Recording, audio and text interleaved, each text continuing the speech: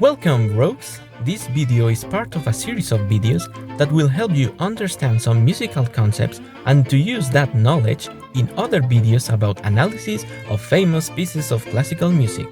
They are aimed at people who are not musicians, but want to learn about classical music in a clear way so they can enjoy it even more than they already did, or who knows, maybe getting someone to like it. I'll concentrate more in the 18th and 19th centuries, or to give you some names, from Johann Sebastian Bach to Claude Debussy, approximately, since many people know the music of these periods, or at least can recognize something if they hear it. The subject of this video is harmony. In this video, you are not only going to learn about harmony, there are some other concepts needed to understand the subject. First, let's start with the name of the notes. Can you recognize this symbol? I bet you do. This is a G key, or clef. This clef, when put in the staff, will give you the names of the notes. And in case you don't know it, the notes are read from left to right. Maybe you have heard about the names of the notes in a movie, in a book, or a cartoon. But in case you don't, there are 7 notes. I'll show you the keyboard of the piano so you can spot them. So we have Do, Re, Mi, Fa, Sol, La, Si. In the sheet music, you write the notes in a line, space, and so on. When you reach the key next to C, the pattern starts all over again.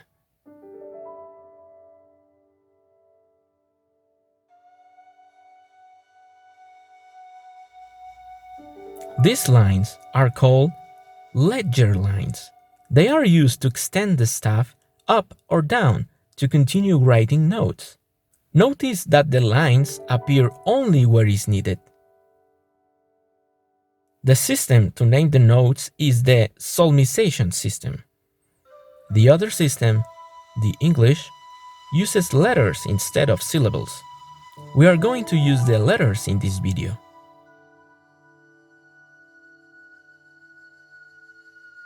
So far so good? Great! A pianist uses 2 clefs to read music. The other clef in the piano is the F clef. Generally speaking, G clef is for the right hand, and the F clef for the left hand. As you can see in the image, this note is C. So no matter if you read it like this, or like this, you have to play the same key, C. Here is another example.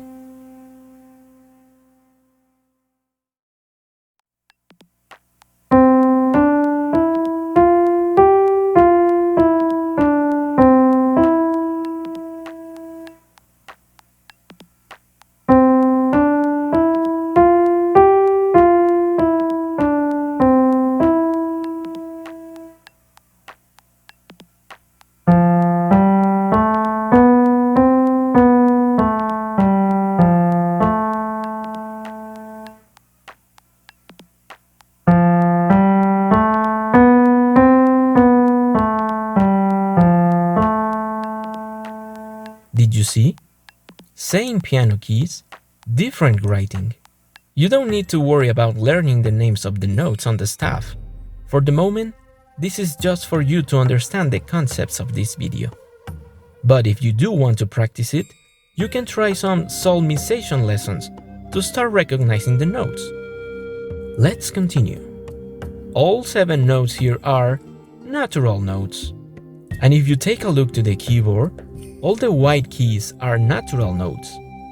You may wonder why I'm only marking the name of the notes in the white keys. What about the black keys? Those keys also have names, but in order to give names to them, we need accidentals. What is an accidental? An accidental is a symbol that indicates the modification of a note. A music accidental can turn a note sharp, flat, or back to its natural state. Its effect lasts until the end of the measure. This is a sharp, a flat, and a natural symbol. You put these accidentals before the note. The sharp raises the note's pitch by a semitone.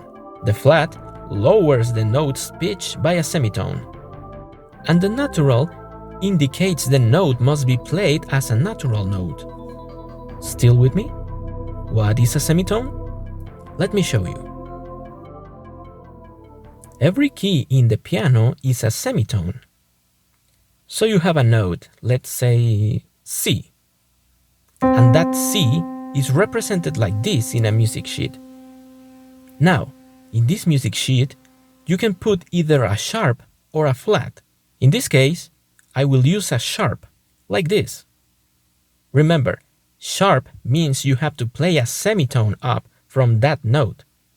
Or now that you know each key is a semitone, the next key to the right, no matter if it is a black or white key, like this.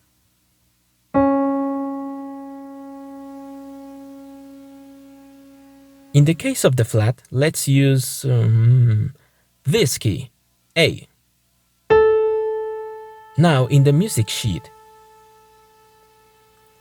this time you need to play the next key to the left. Again, black or white key. To end the semitone topic, two semitones makes a tone, but that doesn't mean you have to play both semitones at the same time. Instead, you have to see the keys as distance marks, like this. And in case you need them, this is a succession of semitones, one semitone after the other.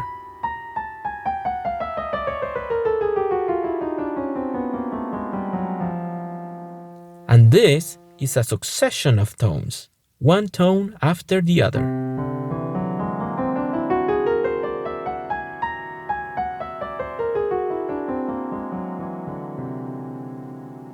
Back to the accidentals. In most cases, the accidentals will take you to a black key, so you can now have these names: C sharp, D sharp, F sharp, G sharp, A sharp, and D flat, E flat, G flat, A flat, B flat. The last accidental is the natural. Remember, this will return the note to its natural state. For example, if we have C sharp and then C with the natural sign, the note to play must be a C natural. And remember, the effect of the accidental lasts until the end of the measure. So if you have, let's say, a D flat, you don't have to write the accidentals again in these notes, since all the other Ds after this one will have the same accidental.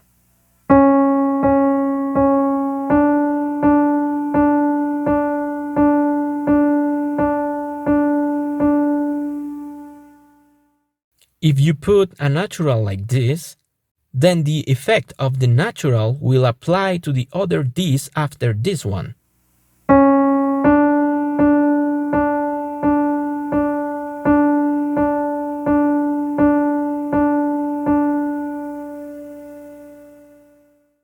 Don't worry, here is another example. I will play the notes with accidentals.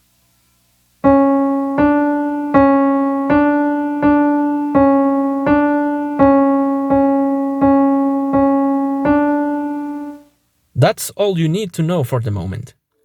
Now that we have that out of the way, let's talk about harmony.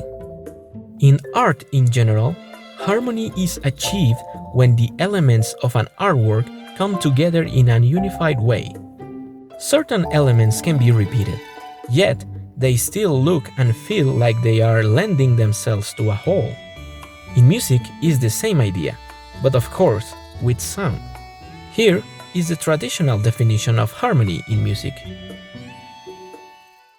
Harmony is the process by which the composition of individual sounds or superpositions of sounds is analyzed by hearing.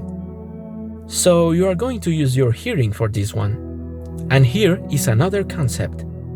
Chord is the simultaneous union of three or more sounds with affinity to each other. Let's put that concept to the test. Let's use the note C. Look what happens when you add one more note, specifically this one. Sounds pleasant, right? Now, one more note. I'm sure you have heard this chord before in one way or another. This chord is the C major chord, and its name comes from the note generating the chord. In this case, C. Right now, it is in root position. You can play the same notes in other piano keys, and it will still be called C major. This is the first inversion. And this is the second inversion. Maybe you are wondering, why major?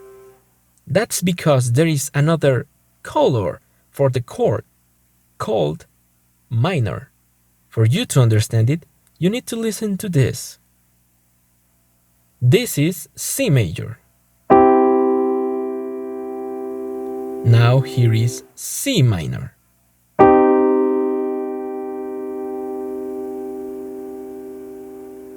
At some schools, they teach this difference of color with two feelings: happy and sad. Now, let's try to form another chord. For this, we'll use only the white keys, so you won't have any trouble finding both the major and minor color. First, we select a key to use as the generator of the chord. I will select this one, G. Now, count white keys like this. 1, 2, 3. And another 3 starting from that key. 1, 2, 3. Now for the magic. Press the keys simultaneously.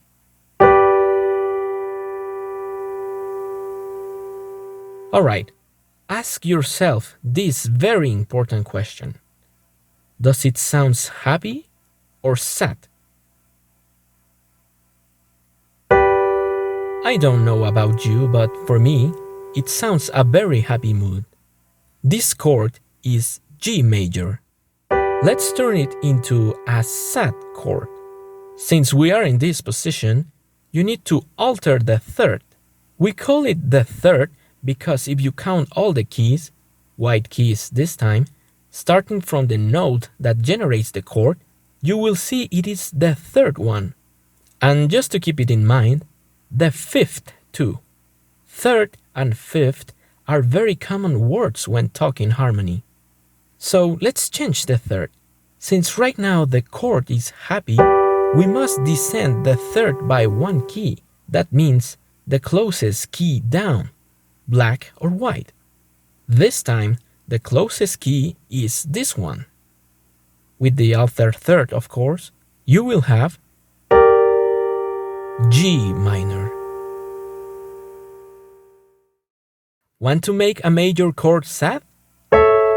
Lower the third to the closest key. Want to make a minor chord happy? Raise the third to the closest key. If you want to continue practicing the chords, just take into consideration the spacing between the keys that form a major and minor chord.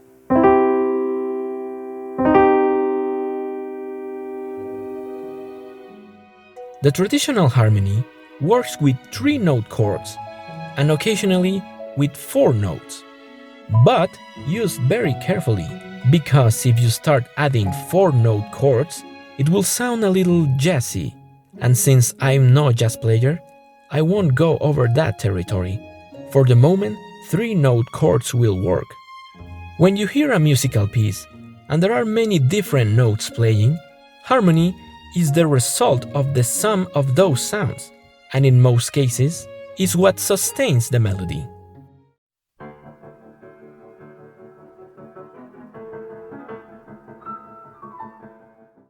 There are many harmony rules, of course. Right now, I can only show you one interesting thing. Harmony can define to some extent, how can I put it? The mood of the piece. A melody can have multiple combinations of harmonies, and each combination will sound different. Of course, not all harmonies are pleasant to the composer's ear. Here is a quick example.